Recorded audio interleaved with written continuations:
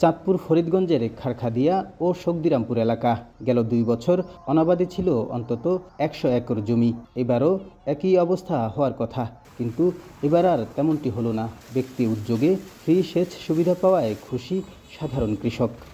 এবার 2 বছর পানি পাই না, আমরা মানে খুরা অভাবে আসলাম। আগে চাষ করছিলাম, এই ফাঁকিতে আমরা চাষ করতে পারি না পানির অভাবে। জসমিয়ার প্রচেষ্টা আমাদের এই স্কিমের আমরা ফ্রি পানি পাইতেছি, আমরা কৃষক উপকৃত।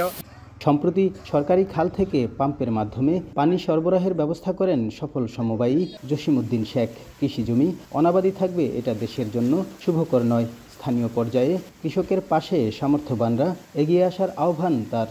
যারা সামর্থ্য আছে তারা যাতে উৎপাদন কাজে সহযোগিতা করে এবং অনাবাদি জমিগুলো যাতে চাষের আওতায় আসে, চাষের আওতায় আসার জন্য এলাকার যারা সহযোগীভাবে এগুলো দায়িত্ব যদি নেয়, তাহলে আমাদের দেশের যে খাদ্য সংকট সেটি দূর হবে। সচেতন মহল বলছে, সামষ্টিকভাবে মানুষকে সহযোগিতা করা বিশেষ কাজ। এতে বেকারত্ব কমার পাশাপাশি খাদ্য উৎপাদনে দেশের সক্ষমতা বাড়বে।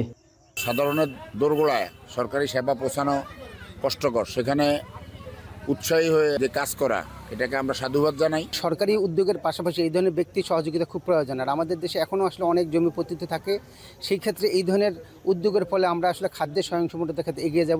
দেশের প্রতিটি এলাকায় এমন উদ্যোগ নিলে ফসলি জমি অনাবাদি থাকবে না বলে মত সুশীল সমাজের।